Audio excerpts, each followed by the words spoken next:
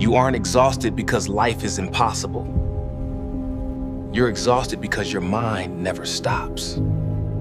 It runs at breakfast, in traffic, in bed, rehearsing disasters that haven't even happened yet. Most people call that voice their personality. It's not. It's a survival machine. And that machine feeds on fear, replaying old wounds until your whole day feels secondhand and cold. Your body is here, but your attention is trapped somewhere between regret and imaginary futures. That split is the hidden tax behind anxiety, hesitation, numbness, and the feeling life never fully lands. You call it normal, maturity, responsibility, but it's quietly draining your authority from the inside out. The first illusion is simple. You mistake mental noise for identity. A thought whispers failure, danger, rejection, weakness, and you don't just hear it, you become it. That's why one passing thought can hijack a whole room, a conversation, or your entire afternoon. Your brain loves that confusion.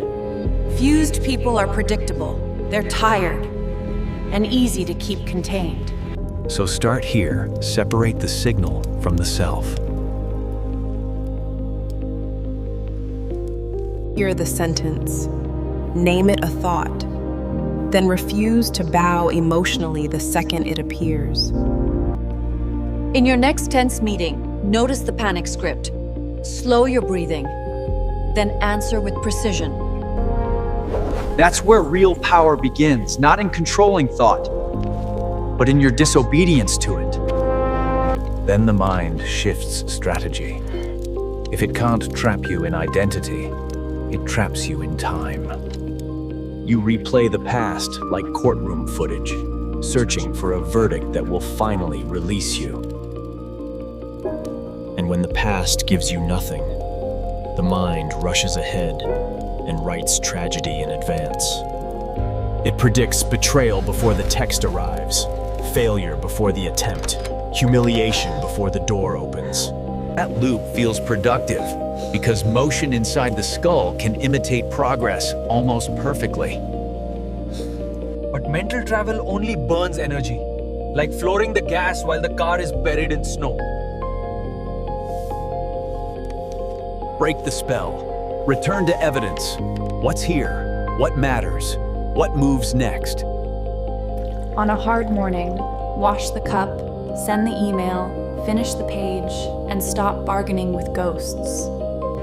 That's how presence returns, not dramatically, but through contact with the next thing that's real. Then comes the cruelty most people miss. Pain usually isn't what destroys them. What destroys them is the story wrapped around pain. Losing a job hurts once, but the mind adds shame, exile, collapse, and a fake prophecy. A delayed reply becomes abandonment. A mistake becomes destiny. One bad week becomes a whole identity.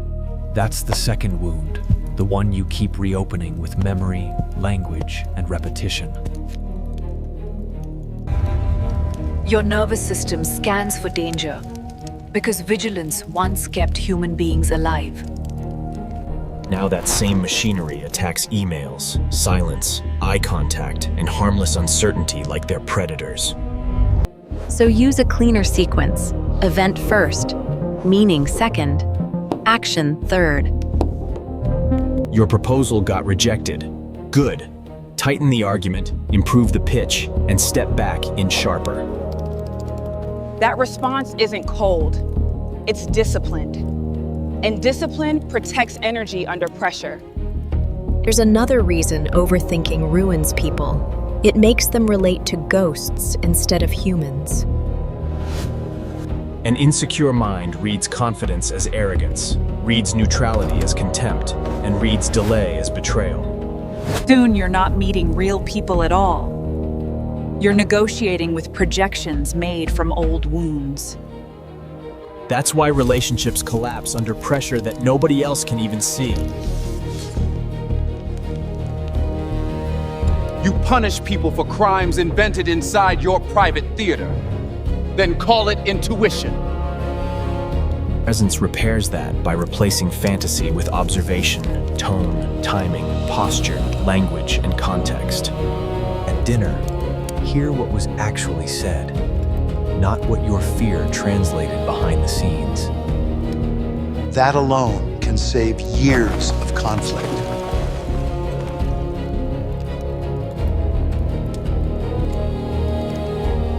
But overthinking isn't just fear. It's also a secret addiction to control. You believe that if you analyze enough, you can outsmart embarrassment, loss, rejection, and uncertainty. So the mind keeps building private briefings, rehearsing angles, measuring risk, trying to dominate the uncontrollable. And the cost is brutal. Too much self-monitoring destroys timing, instinct, and clean execution. The athlete knows that. The founder knows that. The speaker knows it. And the second pressure rises. Performance gets better when preparation ends and presence takes over. Rehearse the opening, train the body, learn the skill, then stop rewriting disasters all night. At some point, prediction becomes sabotage. Underneath all this is something darker. The ego often prefers painful identity over peaceful emptiness. Pain can become status because it gives you explanation, innocence, drama, and a reason to stay stuck. Without the familiar story, many people face a terrifying question. Who am I without this wound? And the ego hates that question because peace feels ordinary, and ordinary feels like death to vanity. That's why silence can feel violent the first time you truly meet it. It threatens the narrative that's been keeping the false self employed for years. So drop the crown. Keep the lesson. Lose the performance. When nobody claps for your struggle anymore, keep working quietly and build substance without witnesses. That's when healing stops being theater and starts becoming power.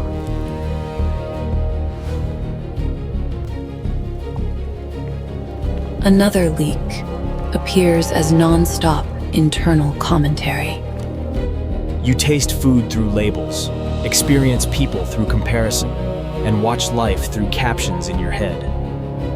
The narrator arrives before reality does and steals depth from everything it touches. Peak performers know the opposite state. Fewer thoughts, cleaner perception, faster response, less wasted motion. That's why flow feels dangerous and beautiful at the same time. Awareness leads. Commentary falls behind. Action gets cleaner. Train it physically. Feet grounded, jaw soft, breath lower, eyes still, hands doing one thing well. In conflict, hear every word fully, let the body settle, then answer from steadiness instead of urgency. That shift alone changes how people feel around you. It changes your energy too. A noisy mind drains the body, like a hidden app killing the battery. That's why people wake up tired after fighting imaginary battles through the night. Rumination imitates labor, so you feel spent, even when nothing useful has been built. Recovery begins when attention stops feeding every mental spark, like dry wood thrown into flame. Choose one task, protect one block, finish one action before giving thought another microphone. Close extra tabs. Silence the phone. Complete the hard paragraph first. You'll be shocked how much strength returns when friction stops stealing it. Then comes the social layer, the need for outside reaction to regulate inner stability. When approval becomes oxygen, praise inflates you, guilt hooks you, and silence crushes you. That makes you easy to steer, because your worth lives in the hands of an audience. Presence ends that dependency by making awareness your home base instead of public opinion. Then compliments become data, insults become data, and neither gets ownership of your nervous system. When pressure enters the room, stay measured, answer clearly, and leave others with nothing to pull. Most people say they want peace, but what they really want is comforting noise. Real stillness removes distraction, borrowed identity, and every excuse that used to shield you. That's why the mind gets louder when you sit in silence. It senses irrelevance. It throws memories, fantasies, worries, and false emergencies at you, just to get attention back. Let it perform. Don't join the performance. Breathe once. Stay seated. Watch the tantrum without giving it your name. Soon you discover something shocking. Awareness was never fragile. It was only buried under habit. What remains in that stillness is quieter than ego, but far more stable under pressure. Now your language changes too. You stop saying I'm broken and start saying I notice pain. That difference matters because identity follows language, and language can either trap emotion or loosen it. Detached awareness doesn't kill feeling. It stops feeling from hijacking judgment. Then the body joins the shift, slower stepped, steadier breath, softer face, stronger gaze.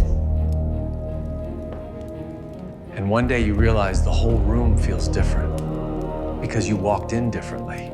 So here's the challenge. Catch the voice, return to reality, and repeat until silence feels like home.